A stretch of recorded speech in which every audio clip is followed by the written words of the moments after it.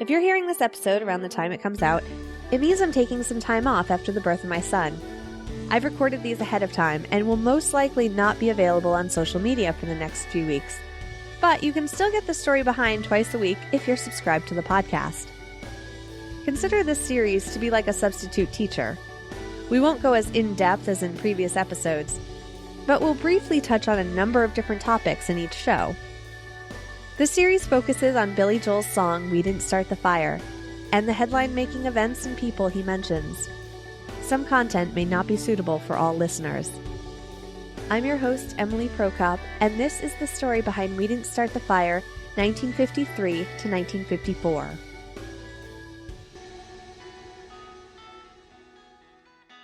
Joseph Stalin was born Yosef Yukashvili in 1878, although he later changed his birth records to reflect 1879.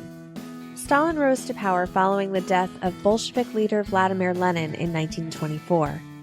In the 1930s, he changed his last name to Stalin, which is Russian for steel. He is best known as dictator of the Union of Soviet Socialist Republics from 1929 through 1953.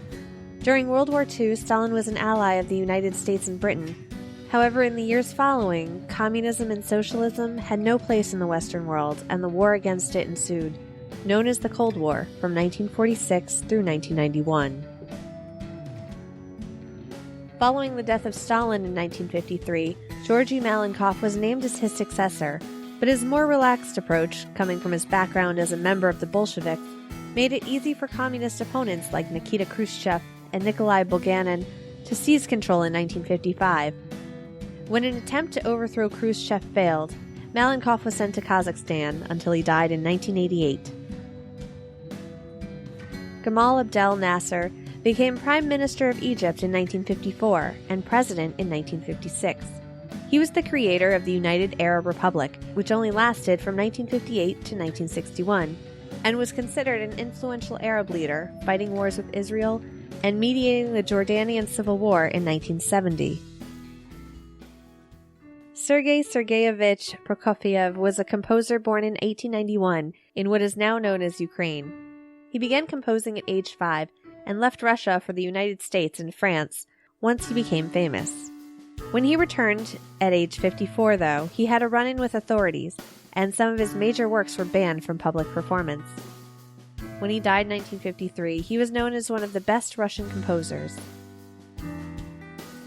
If you live in America, you probably know the name Rockefeller, but the one referred to in We Didn't Start the Fire isn't the oil tycoon John D. Rockefeller who died in 1937. In fact, it's unclear which Rockefeller Billy Joel was referring to in his line, since two of John D. Rockefeller's grandsons were both in the spotlight around 1953.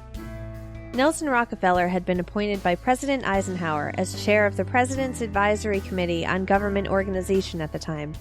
He went on to serve as governor of New York from 1959 to 1973, and vice president under Gerald Ford from 1974 through 1977.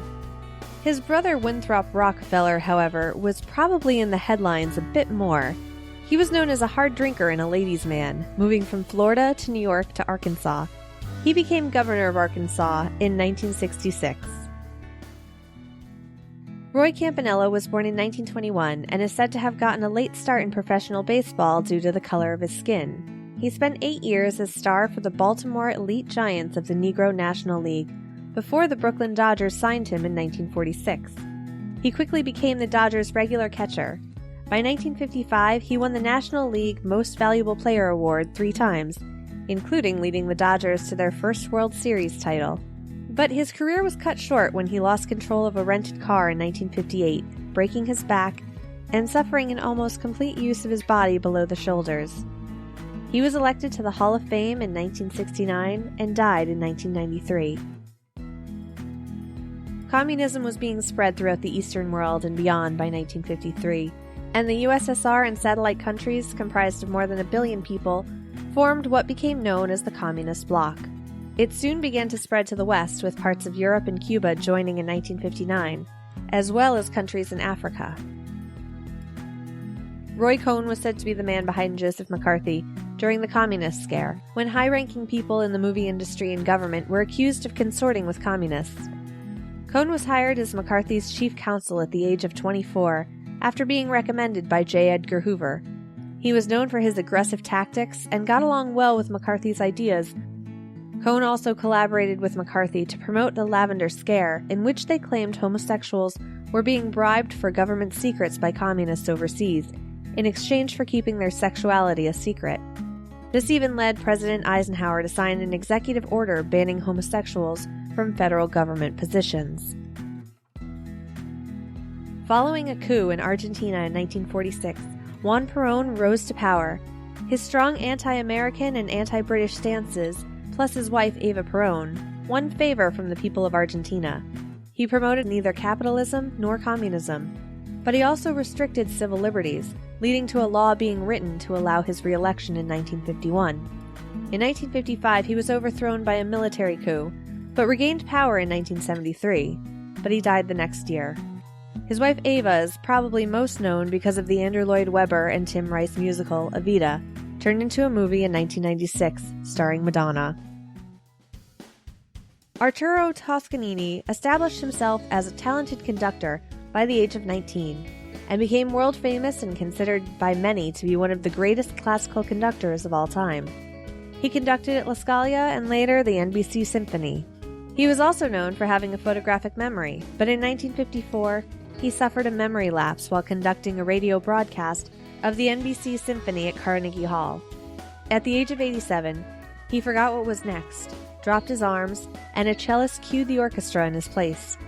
After that, he was so mortified at what happened, he never performed again. Dacron was a material that was patented by DuPont in 1953, even though it had been around before that as a synthetic fabric for expensive, futuristic clothing items.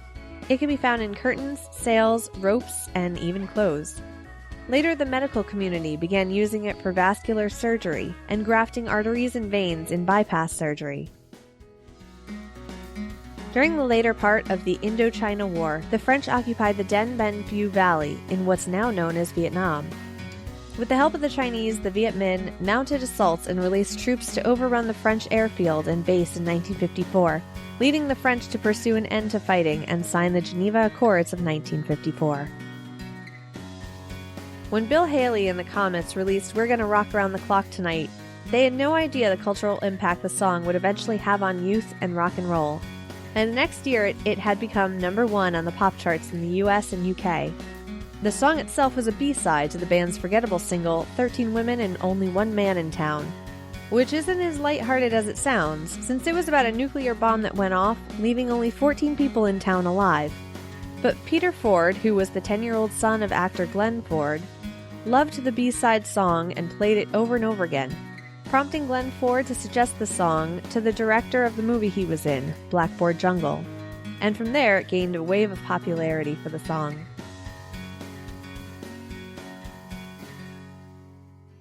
Thanks for listening to The Story Behind. In the next episode, we'll explore the years of 1955 through 1956, as referenced in Billy Joel's We Didn't Start the Fire. For more information, visit thestorybehindpodcast.com, and you can follow the show on Twitter, Facebook, and Instagram at StoryBehindPod. But I can't promise many updates since I'm currently on baby break. But be sure to subscribe on your favorite podcast app so you'll never miss an episode. Thanks for listening.